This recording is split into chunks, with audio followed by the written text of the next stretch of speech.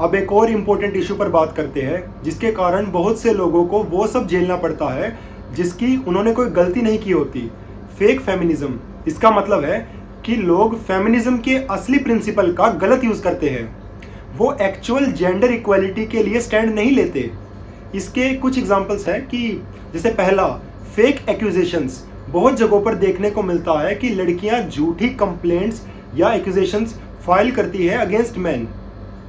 ये असली हरेसमेंट के केसेस का मजाक बना देती है। दूसरा, सेलेक्टिव इक्वालिटी। ऐसे लोग जो सिर्फ तब इक्वालिटी मांगते हैं जब उनको फायदा हो, जैसे कि इक्वल राइट्स मांगना बट रिस्पॉन्सिबिलिटी से बचना। तीसरा, प्लेइंग द विक्टिम। कुछ लड़कियां विक्टिम बनने का नाटक करती है सिंपैथी या अटेंशन के लिए, इवन जब उनका ऑपरेशन रियल नहीं होता। चौथा, पावर डायनामिक्स। ऑपरेशन के नाम पर कंट्रोल या सुपीरियोरिटी बनाए रखना। अब हम भगत सिंह के जिंदगी का एक किस्सा देखेंगे जो विमेन एम्पावरमेंट के साथ टॉलरेंस का एग्जाम्पल सेट करता है विदाउट सपोर्टिंग फेक फेमिनिज्म। एक बार भगत सिंह की सिस्टर बीबी अमर कौर रेगुलरली दुर्गा भाभी के घर जाया करती थी, जो एक क्रांतिकारियों का अड्डा ही था। भगत सिंह ने खुद अपनी बहन को कहा था कि वो दुर्गा भाभी के घर जाकर क्रांतिकारियों की मदद करे, वहां से संदेश पहुंचाए और कुछ संदेश वहां से लेकर आए।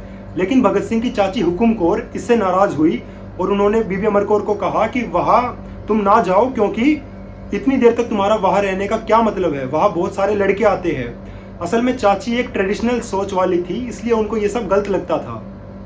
जब भगत सिंह को ये बात पता चला तो वो बहुत घबराए और उन्होंने अपनी बहन को स्ट्रिक्ट वार्निंग दी कि अगर अमरो, मैंने कभी सुना कि तू गलत रास्ते पर चल रही है तो मैं तुझे गोली मार दूंगा। ये बात उन्होंने इसलिए कही ताकि बहन को समझ आए कि रिस्पॉन्सिबिलिटी जरूरी है। हालांकि भगत सिंह की बहन यानी बीबी अमर कौर जी काम के लिए ही दुर्गा भाभी के घर जाती थी, लेकिन फिर भी भगत सिंह ने बड़े भाई होने के नाते उसे एक बार डांटा। साथ ही भगत सिंह ने अपनी चाची से कहा कि अगर आपको इतनी ही प्रॉब्लम है तो 7 कोठड़े बनाकर इसको अंदर बंद कर दो, फिर ये किसी से नहीं मिल पाएगी।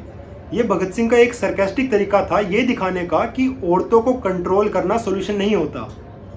और फिर अपने जीवन के आखिरी समय तक बीबी अमर कौर रिवोल्यूशनरी काम करती रही बिना किसी रेस्ट्रिक्शन के। भगत सिंह या परिवार के किसी भी सदस्य ने उन्हें नहीं रोका। ये स्टोरी दिखाती है कि भगत सिंह विमेन की फ्रीडम के पक्ष में थे, but with a sense of responsibility. Bhagat Singh का अप्रोच जो है वो ट्रू फेमिनिज्म को रिफ्लेक्ट करता है। वो चाहते थे कि औरतें आज़ाद और इंडिपेंडेंट हो, लेकिन उनको अपनी एक्शन की जिम्मेदारी भी समझनी चाहिए। फेक फेमिनिज्म जहां फ्रीडम का मिसयूज होता है, वहां भगत सिंह की ये सोच विमेन एम्पावरमेंट को समझदारी से बैलेंस करती है। और ऐसा नहीं है कि भगत सिंह ने सिर्फ अपनी बहन को ही समझाया। भगत सिंह ने फांसी से अपने 20 दिन पहले अपने छोटे भाई जो उनका नाम कुलतार सिंह था, उनके नाम एक आखिरी पत्र भेजा जिसमें उन्होंने 3 संदेश उनको दिए। भगत सिंह कहते हैं कि हौसले से रहना, स्वास्थ्य का ध्यान रखना और मेहनत से पढ़ाई करना।